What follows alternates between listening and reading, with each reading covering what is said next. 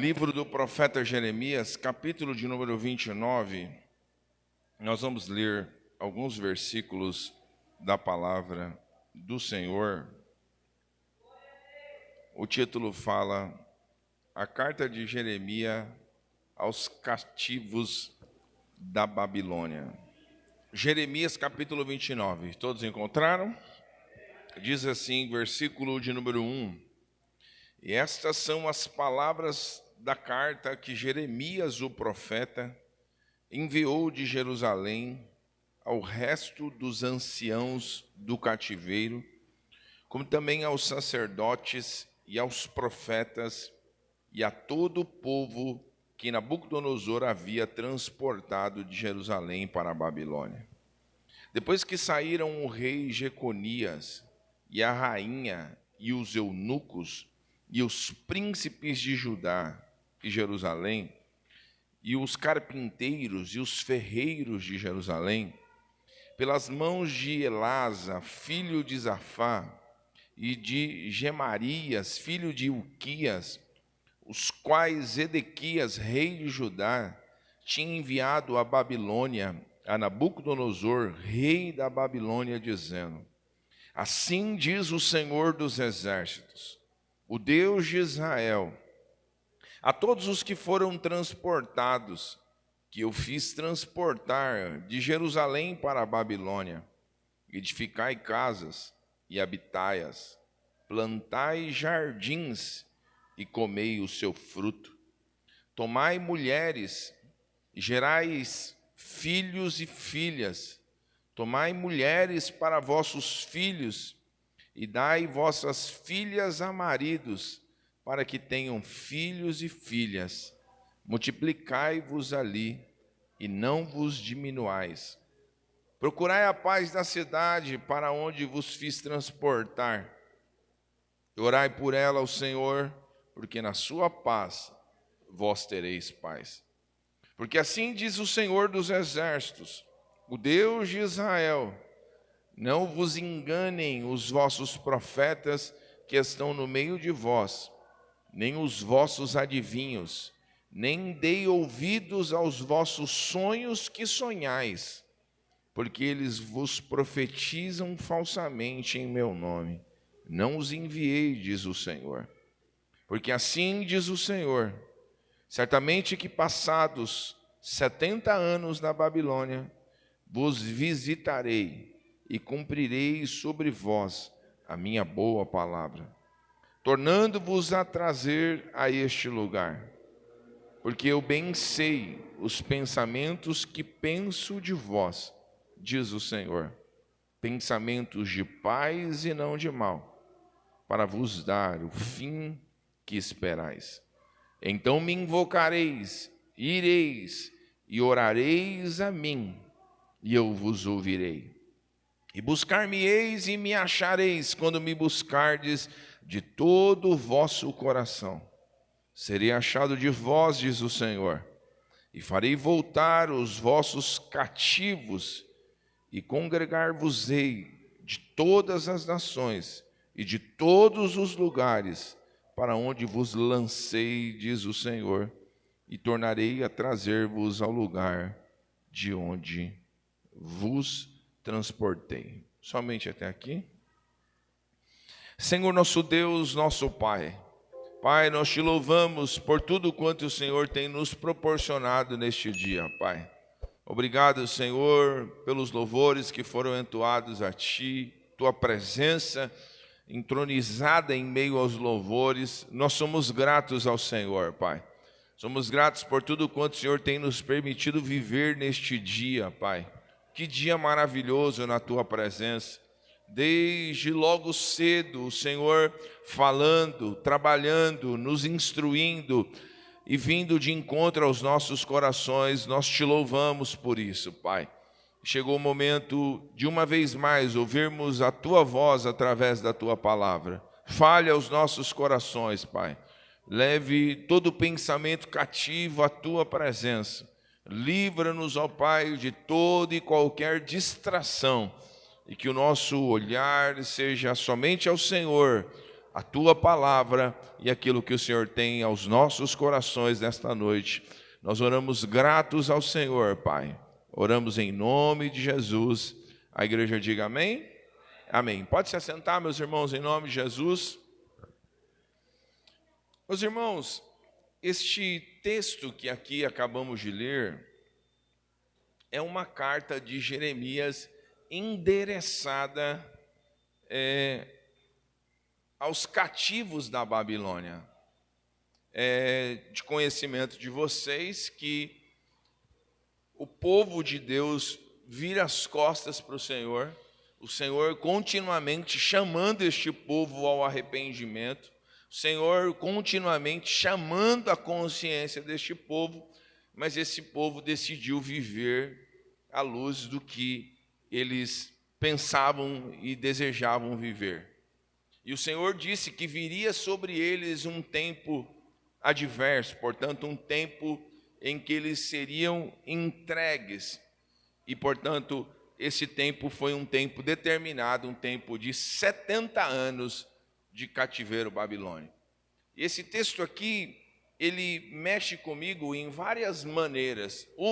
Primeiro a gente vê um profeta como Jeremias. Jeremias precisa ser olhado por cada um de nós com mais atenção, com mais apreço, porque Jeremias foi um homem que soube, no entanto, o que era sofrer por uma chamada divina. Sabe, um homem conhecido como o profeta chorão, portanto, o profeta das lágrimas, ele carregava consigo uma mensagem. Mas o que mexe comigo é que Jeremias carrega uma mensagem e o povo não dá ouvido à mensagem de Jeremias. O povo dá as costas para Jeremias. O povo não reconhece muitas falas do Senhor sobre Jeremias. Mas o que é interessante é que Jeremias, ele tinha uma incumbência, ele tinha uma responsabilidade. Qual era? Era transmitir a mensagem de Deus. Sabe, irmãos, isso aqui é revelador para nós, porque muitas vezes nós nos frustramos quando pensamos simplesmente em resultados. Nós podemos nos frustrar quando todo e qualquer trabalho nosso ele é baseado em resultados. E no reino dos céus não é simplesmente atrás de resultados que nós estamos, mas é de fidelidade, de comprometimento com aquilo que o Senhor nos chamou para fazer. Sabe? E Jeremias aqui carrega consigo uma mensagem. Jeremias, neste capítulo 29, ele endereça uma carta a quem? Existe um povo a ser observado. Essa carta foi enviada de Jerusalém, portanto, da terra natal deste povo, do centro da adoração, e vai aonde? Ao resto dos anciões do cativeiro, como também aos sacerdotes, aos profetas e a todo o povo que Nabucodonosor havia transportado para aquela localidade. Então, algumas coisas elas devem mexer com a gente. Primeira coisa, o Senhor disse: não deem ouvidos aos profetas que têm se levantado falsamente, tentando trazer uma mensagem de alívio ao coração de vocês. O Senhor repreende esses falsos profetas, sabe, que traziam uma mensagem de alívio, como se eles não fossem passar por aquele período estabelecido pelo Senhor de cativeiro babilônico. O Senhor disse: vocês vão enfrentar isso e ponto final. 70 anos vocês ficarão aí, longe da terra natal, longe de Jerusalém, longe, vocês vão passar por isso. E esse texto precisa ser olhado por cada um de nós com mais frieza, acompanhando os detalhes. Por quê? Porque se você não olhar friamente para os acontecimentos, você pode pensar que Deus é ruim. Você pode pensar que Deus está sendo penoso demais com este povo. Mas não, as ações deste povo é que os leva a viver este período que eles estão vivendo, meu irmão.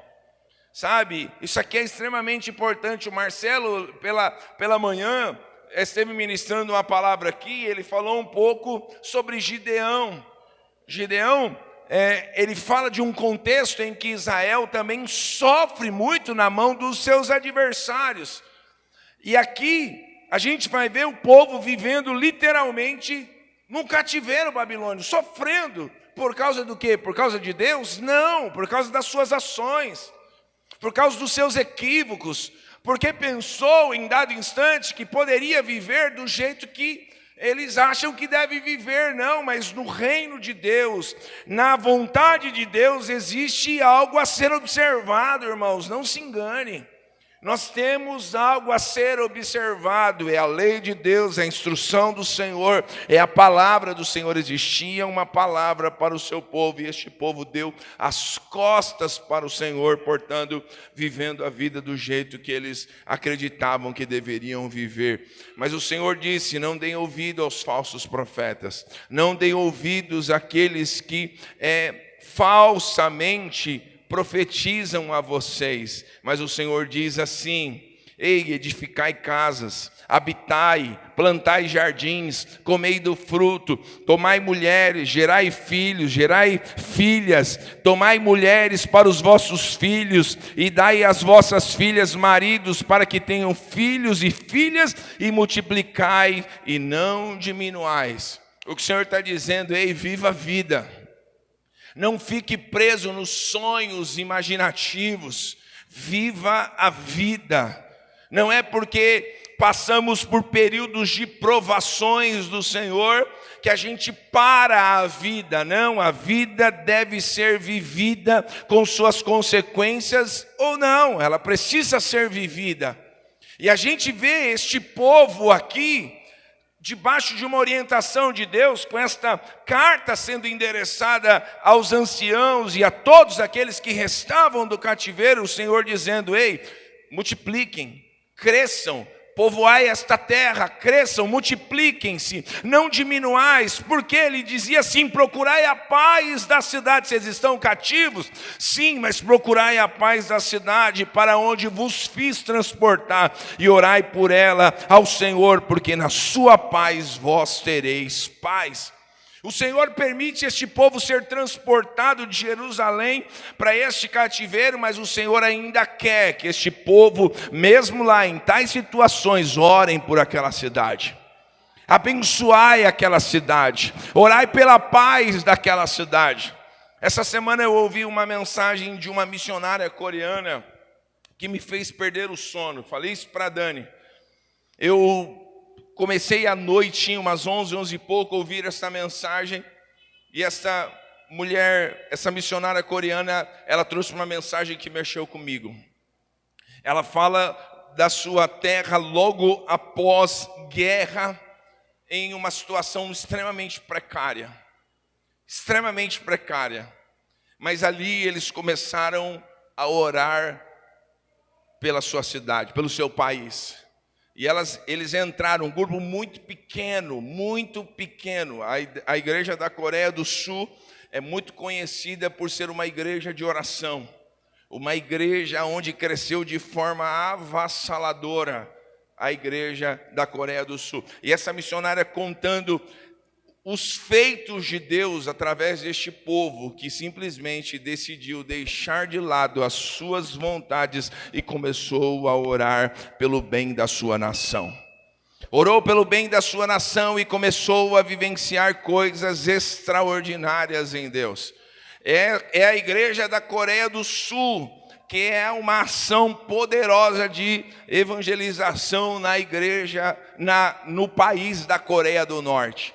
Onde não entra a Bíblia, onde se souberem que você tem uma Bíblia dentro de casa, você pode ir preso ou pode morrer, você e toda a sua casa.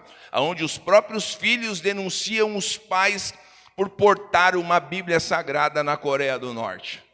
E a igreja da Coreia do Sul tem uma missão de transportar Bíblia, alimento, aonde este país da Coreia do Norte, vivendo em escassez tremenda, a igreja da Coreia do Sul envia através de balões, Bíblias sagradas, alimento para aquele povo. sabe, uma forma de o Senhor evangelizar aquele povo, de alcançar aquele povo. E a igreja se mobilizou de tal forma que começou a ter refugiados da Coreia do Norte indo para a região da Coreia do Sul. E o Kim na Coreia do Norte dizia que lá na Coreia do Sul era pobreza em extrema, que, sabe, falando muito mal da Coreia do Sul, mas quando o pessoal chegava refugiado de lá para a Coreia do Sul, via outra nação, via outro povo, via um povo acolhedor, e este povo, a igreja, recepcionava essas pessoas com ajuda também, sim, dos governantes, mas a missão era da igreja, acolher essas pessoas, profissionalizar essas pessoas, encaminhar essas pessoas, para quê? Para que aquelas pessoas, ao vir da Coreia do Norte, não virassem delinquentes na Coreia do Sul, mas conheceram a Cristo, conheceram a palavra, conheceram o Evangelho, conheceram a transformação. A igreja tem uma missão, e quando eu vejo o Senhor falando para a igreja aqui, procurai a paz da cidade, orai pela cidade para onde vos fiz transportar, e orai por ela ao Senhor, porque na sua paz vós tereis paz. E essa coreana fala que o sucesso desta igreja, portanto, dessa potência que hoje é a Coreia do Sul, é através da igreja de Cristo. Eis aí uma grande tarefa para você conhecer um pouco mais da igreja da Coreia do Sul. Uma igreja transformadora, relevante, onde mudou toda a nação. E o Senhor mexeu comigo, porque às vezes a gente vive reclamando da nossa nação, a gente vive reclamando dos nossos governantes, independente de quem quer que seja. A Bíblia Sagrada nos diz para nós orarmos por eles. A Bíblia diz para nós orarmos por toda a autoridade constituída, é um dever da igreja, e que o Senhor nos leve a um nível de maturidade, porque esse texto aqui é lindo demais. O Senhor está dizendo: ei, vocês estão vivendo em situação adversa? Sim, mas vocês estão por causa das suas ações, dos seus equívocos e das suas precipitações, mas o seu dever como igreja é orar pela cidade, orar pela paz da cidade, orar ao Senhor, para que nessa paz vocês desfrutem da mesma. Mas esta história é intrigante, por quê? Porque a gente vê um povo em sofrimento. E tudo que é sofrimento, a gente nunca consegue enxergar a mão de Deus. Sim ou não, igreja? Não é assim? Quando a gente está sofrendo, a primeira coisa que muitos de nós fazemos: Senhor, o Senhor não está me vendo? Senhor, por que disso? Senhor, por que minha casa está assim? Senhor, por que os meus filhos? É assim ou não é, irmãos? Muitos de nós nos comportamos assim diante dos percalços e dos momentos adversos da vida. Mas mesmo este povo dando as costas para o Senhor falou: eu vou trabalhar sobre a vida de vocês, eu vou alcançar a vida de vocês, eu vou mostrar para vocês que eu tenho controle do que está acontecendo na vida de vocês. Sabe, isso aqui é lindo demais, irmãos. É lindo, muito lindo. Porque o Senhor vai dizendo, e Ele diz assim: porque assim diz o Senhor dos exércitos, vossos profetas que estão no meio de vós, nem os vossos adivinhos, não deem ouvidos aos vossos sonhos que sonhais. Sabe, vocês estão cheios de sonhos, vocês, os profetas, alimentam os seus sonhos, mas o Senhor diz: não deem ouvido a eles, encare a realidade do momento em que você está vivendo. Sabe? E o Senhor falava isso muito ao meu coração, que a gente encare com firmeza a realidade do momento em que nós estamos inseridos. Seja ele um momento bom ou um momento adverso. Se estamos em um momento adverso, muitas vezes é para um aprendizado, é para um crescimento, é para um amadurecimento, às vezes mesmo por causa das nossas ações, equívocos e precipitações, por querer andar conforme a gente acha ou gostaria de andar. Mas o Senhor diz uma mensagem a este povo, porque diz o Senhor: certamente que passados 70 anos na Babilônia, vos visitarei. Olha aqui, irmãos, o Senhor diz: existe um tempo determinado para este sofrimento. Existe um tempo determinado para este aprendizado. Existe um tempo estabelecido para que vocês aprendam. Qual é o tempo para este povo? É 70 anos. Mas passados 70 anos vos visitarei. Sabe que esse texto mexe comigo? Porque o Senhor está vendo a aflição deste povo. Sabe, o Senhor está contemplando a dor deste povo. O Senhor tem uma mensagem a este povo em meio ao sofrimento. Deus sempre terá uma mensagem à sua igreja. Deus sempre terá uma mensagem ao seu povo. Deus sempre terá uma mensagem ao seu povo, portanto, à sua igreja. Não importa em que contexto você esteja inserido, Deus tem uma mensagem a você. Seja andando por caminhos que o Senhor te chamou e trilhou, fez com que você trilhasse, você andasse por ele, ou seja, em caminhos em que você está vivendo consequências de um distanciamento e de algo que você deveria ter feito e não fez. Não importa, nós estamos diante de um Deus que nos contempla. Ele está a nos ver, Ele está a nos contemplar, e Ele diz: eu vos visitarei. Eu estou te vendo, mas vai chegar o tempo da minha visitação. Eu estou te vendo, mas vai chegar o tempo em que eu visitarei vocês. Sabe, irmãos, esse texto é glorioso. Esse texto é maravilhoso. O Senhor diz: eu vos visitarei. E vou visitar vocês para quê? Olha aqui, para cumprir sobre vós a minha boa palavra.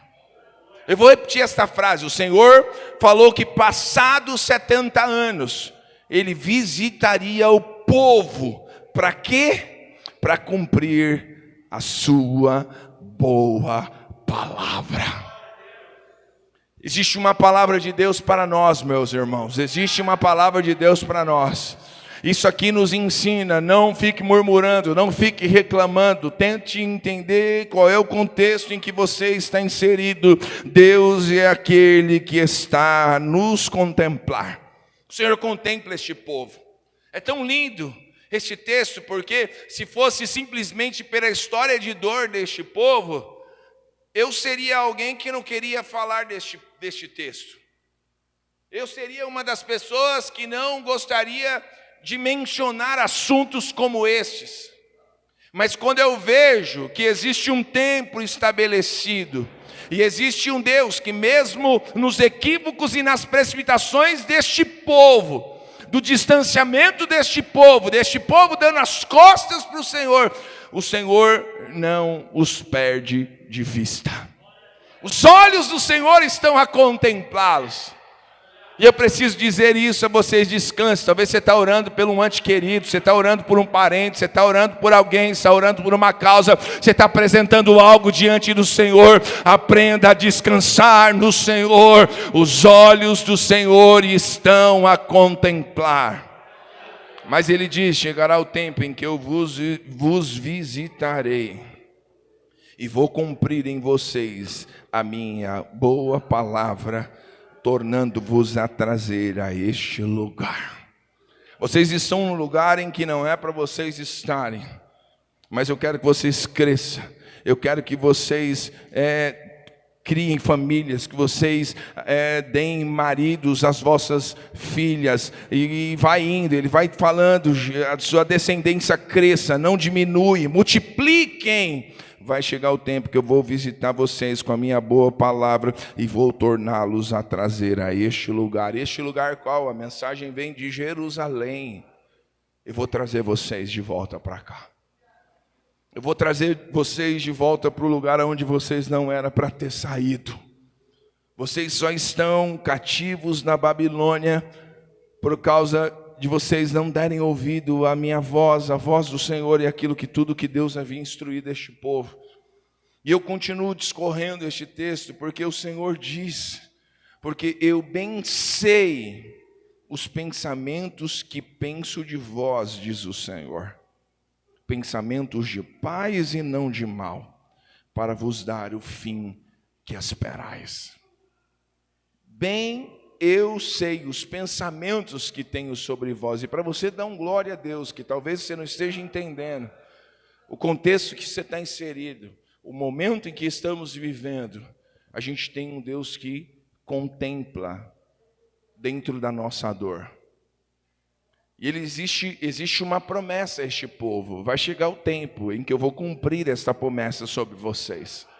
Eu vou trazer vocês, vou cumprir a minha boa palavra. De quem é a boa palavra, irmãos? A boa palavra é do Senhor. Ele diz, eu vou cumprir em vocês a minha boa palavra. Vou trazer-vos de volta a este lugar. Este lugar é Jerusalém. Mas agora, o texto diz que eu bem sei os pensamentos que penso de vós. Deus está vendo este povo, mas Deus está pensando neste povo, irmãos. Eu vou repetir. Deus está pensando neste povo. Eu tenho pensamentos de paz sobre vocês.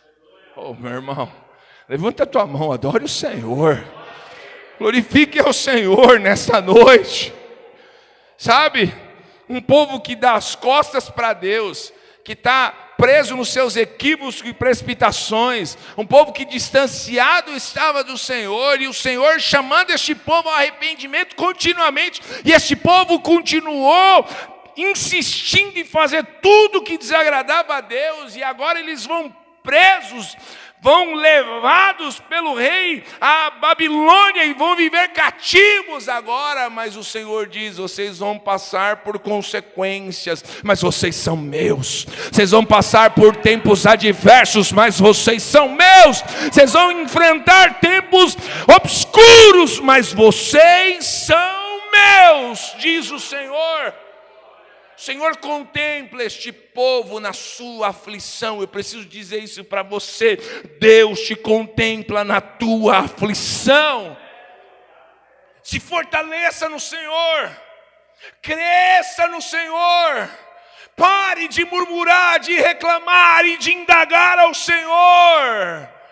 Cresça neste tempo adverso em que você está inserido. O Senhor diz, eu bem sei, estou certo disso, dos pensamentos que tenho sobre vocês, pensamentos de paz e não de mal, a fim de vos dar o que vocês esperam. Este povo deseja, ao Salmo 126, se não me falha a memória, que fala dos cativos, a volta dos cativos da Babilônia. Eles estávamos como os que sonham. Eles desejavam estar em Jerusalém. Sabe, irmão, Jerusalém tem todo um símbolo carregando consigo. Jerusalém era o centro da adoração. Jerusalém hoje traz símbolo a casa de Deus. Sabe, irmãos, este povo desejava ardentemente estar na presença do Senhor, geograficamente falando. Sabe, vocês lembram daquela passagem da mulher samaritana, daquele conflito dela de teologicamente falando com o Senhor? Mas os judeus dizem que é em Jerusalém, e outros dizem, e o Senhor diz que estava à procura de verdadeiros adoradores, porque o Pai se adora em espírito e em verdade. Esse era o pensamento deste povo. Eles desejavam ardentemente estar em Jerusalém. E sabe qual é a mensagem de Deus para nós nesta noite? Que a gente tenha fome de estar na presença de Deus, meu irmão. Sabe, que a gente deseja ardentemente a presença de Deus. Sabe, foi como foi mencionado hoje aqui, o Marcelo com muita propriedade falou algo aqui de forma que alcançou os nossos corações. Não é porque é um compromisso, não é por causa disso ou por causa daquilo, não, é um prazer, é uma satisfação que existe em mim de estar na casa do Senhor, na presença de Deus. E infelizmente, a gente vive dias onde muitos carregam isso só como uma obrigação. É um dia de culto, é o dia disso, é o tarefa isso, é a tarefa aquilo. Não, que haja satisfação, que haja o desejo do nosso coração de estar na presença de Deus, adorando e celebrando a este Deus. E o Senhor então vê este povo. Diga comigo, o Senhor está nos vendo. Você pode dizer isso para a pessoa que está ao teu lado? Deus está te vendo, irmão. Deus está te vendo, Ele está te contemplando. E Ele diz, vai chegar o tempo da visitação, porque às vezes a gente fala, mas cadê Deus? Por que que Ele vai visitar? Ele visita, Ele diz, eu vou visitar vocês, e vou cumprir em vocês a minha boa palavra. Existe uma promessa de Deus para este povo, existe uma promessa de Deus para nós. Não se engane. Não fique olhando para o contexto em que você está inserido. Olhe para a promessa daquele que te chamou e que te fez promessas. Ele fez promessas à sua igreja, ao seu povo, à sua nação. Então ele diz, eu tenho pensamentos de paz sobre vocês. Eu tenho pensado, olha, um Deus que pensa em um povo que deu as costas para Ele. Um Deus que se importa com a gente. Um Deus que está a nos contemplar. Louvado seja o Senhor. Aí ele diz assim, versículo de número 12. Eu encaminho para o final. Então me invocareis, e ireis, e orareis a mim, e eu vos ouvirei. O sentimento que este povo tem, preste atenção, irmãos, aqui. O sentimento que este povo tem é de que Deus não está os vendo. Deus não poderia, Deus não permitiria. Deus é isso, irmãos. O que faz alguém insistir de forma equivocada e precipitada é achar que Deus é bom demais e que a gente não sofreria as consequências desses atos. Isso aqui é muito forte, irmãos. Não se engane. Não se engane. Porque para toda ação existe uma reação. Para todo pecado existe perdão? Sim, mas existe algo chamado consequência. E este povo aqui está vivendo consequências, é o Senhor mesmo. Jeremias entende disso e diz, do que se queixa o homem vivente, senão dos seus próprios deleites e pecados. Do que nos queixamos?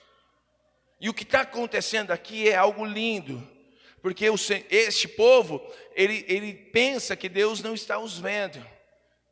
Eles estão sendo alimentados por uma mensagem falsa, uma mensagem ilusória, uma mensagem de falsos profetas, de que logo logo eles sairiam dali, mas o Senhor vem e joga um balde de água e diz, é 70 anos. Este é o tempo, 70 anos, este é o tempo, mas eu estou contemplando vocês. Eu vou visitar vocês, eu vou cumprir em vocês a minha boa palavra. Eu vou trazer vocês de volta. Para onde? Para Jerusalém. Eu vou trazer vocês de volta. Mas algo mexe comigo. Quando ele diz, e vou dar a vocês o fim que vocês esperam.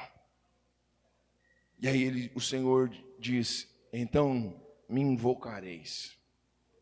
E ireis e orareis a mim, e eu vos ouvirei. Sabe, o Senhor está dizendo, vai chegar o tempo em que vocês vão me invocar.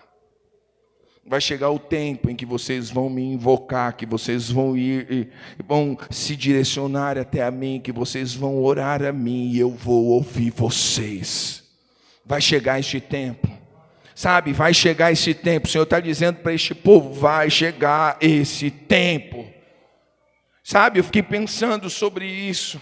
Eu fiquei meditando nesse texto. Hoje à tarde eu fiquei com esse texto, sabe, vindo na minha cabeça. Eu remoendo esse texto e pensando nesse texto. Quantas pessoas hoje estão vivendo um evangelho de forma iludida. Sabe, irmãos, descompromissadas com o Senhor. descompromissadas com o reino, descompromissadas com o próximo, descompromissadas com a sua palavra, descompromissados com aquilo que Deus os chamou, descompromissados consigo mesmos, sabe? E aqui a gente vê esse povo em tais condições. O Senhor diz: vai chegar o tempo em que vocês vão me invocar. Todas as vezes que você lutar contra o Senhor, se prepare para você perder todas as batalhas. Todas as vezes que você estiver muito disposto a lutar contra o Senhor, se prepare para ser as grandes derrotas da sua vida, diz o Senhor aqui nesta noite. Ou a gente entra pelo caminho da humildade, reconheça o Senhor, a sua grandeza, o seu plano, o seu projeto e aquilo que Ele nos chamou para viver. Por que eu digo isso? Porque para algumas pessoas pode até existir livre-arbítrio, livre-agência, ou sei lá como a teologia queira dizer sobre isso. Mas note, alguns personagens bíblicos, eles não tiveram alternativa. Se você olhar para a vida de Paulo, Paulo não teve alternativa. Você é um vaso escolhido, duro é para ti recalcitrar contra os aguilhões. Vou lhe mostrar o quanto você vai sofrer pelo meu evangelho. Paulo não teve opção. Paulo não teve opção. Sabe, aqui a gente vê um povo que mesmo vivendo distante agora, vivendo o cativeiro, vivendo situação extrema, a gente vê um Deus que está contemplando este povo. A gente vê um Deus que entrega uma mensagem verdadeira a este povo. Ei, é 70 anos, mas eu vou visitar vocês e vou cumprir em vocês a minha boa palavra, eu vou cumprir a promessa, eu vou trazer vocês de volta. Sabe, eu posso dizer isso aqui, porque eu já tive a minha liberdade cerceada. Eu já passei por isso. Eu fiquei 2 anos e 7 meses reclusos por algo que eu fiz, que eu cometi. E eu nunca vou me esquecer que a percepção que a gente tem é que parece que aquilo não finda. Mesmo você sabendo que é 4, 5, 6 anos é a sua condenação, parece que aquilo não chega ao final. Sabe, parece que este dia da tua liberdade é um dia inalcançável. É um dia longe demais, é um dia que parece que chega vários dias, vários meses, vários anos, mas que não chega àquela data específica. Sabe, talvez seja esse sentimento deste povo. Quando isso vai acontecer? Quando que isso vai acontecer?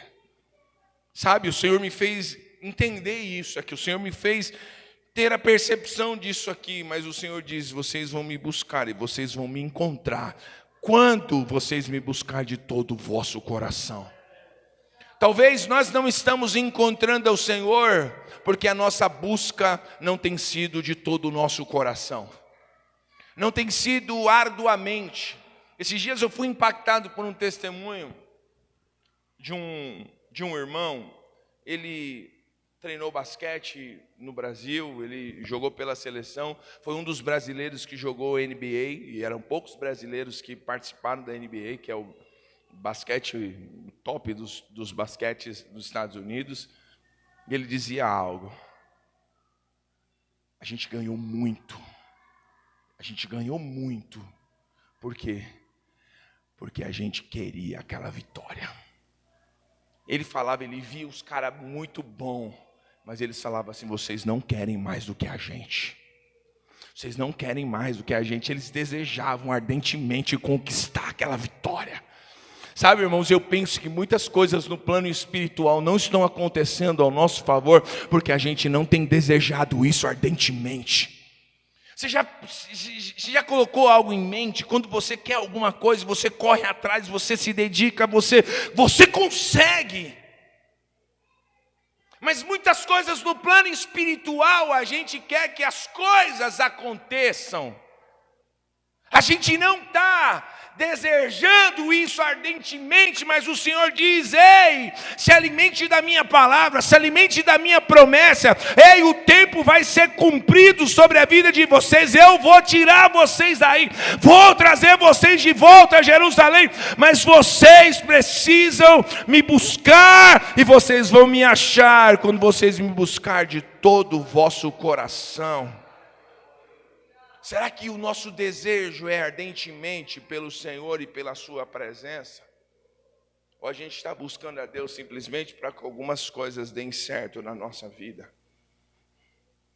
Será que o desejo do nosso coração é tê-lo, é desfrutar da sua alegria e da sua companhia verdadeiramente? Porque nós servimos um Deus que nos sonda e nos conhece, que conhece as intenções do nosso coração. Ele é o maior interessado em nos abençoar. Ele é o maior interessado em te ver bem.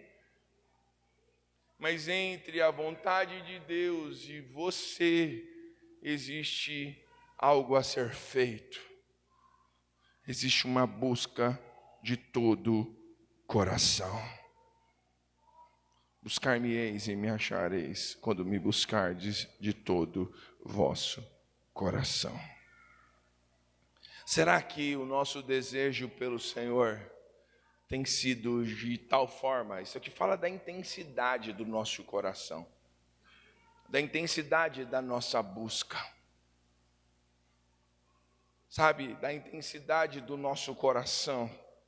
O Senhor diz para este povo: vocês vão me encontrar quando vocês me buscardes de todo vosso coração.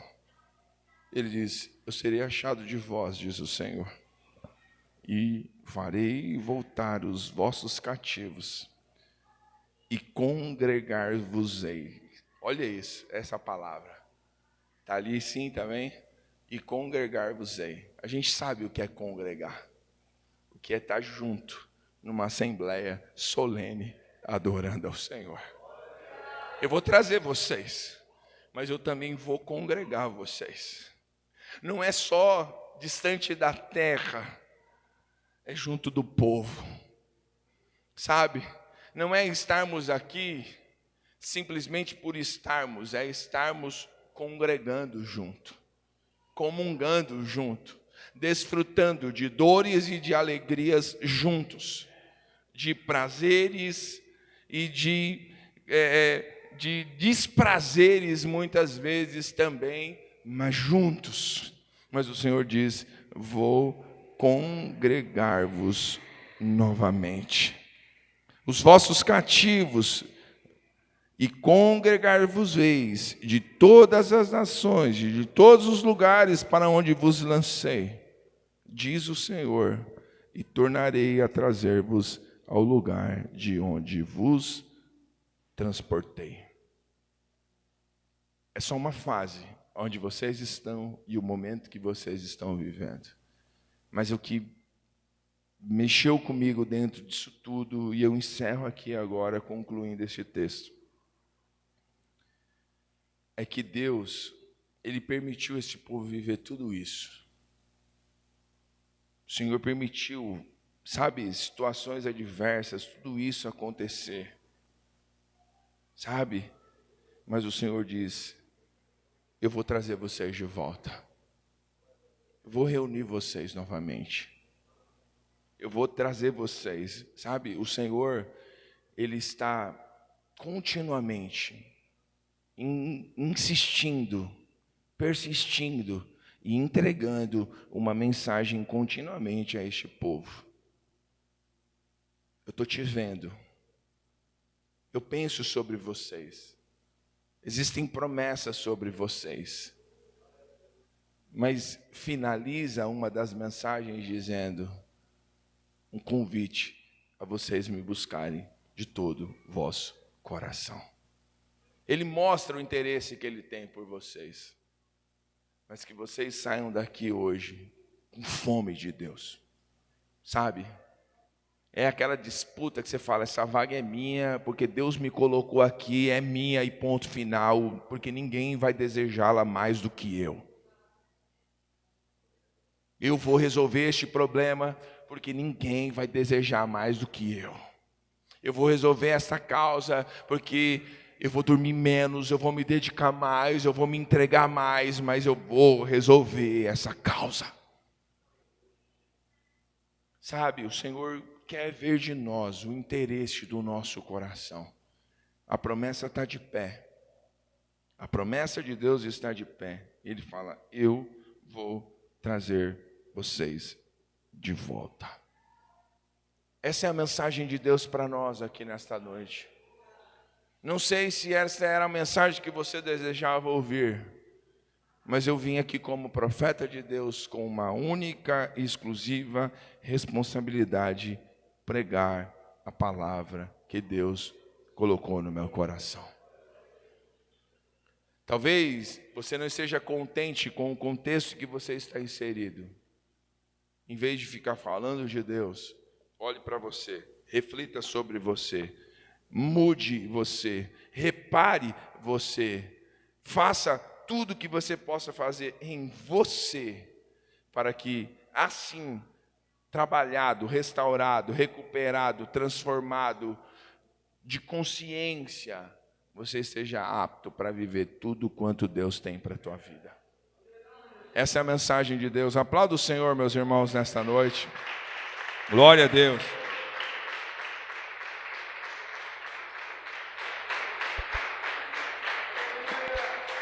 Glória a Deus.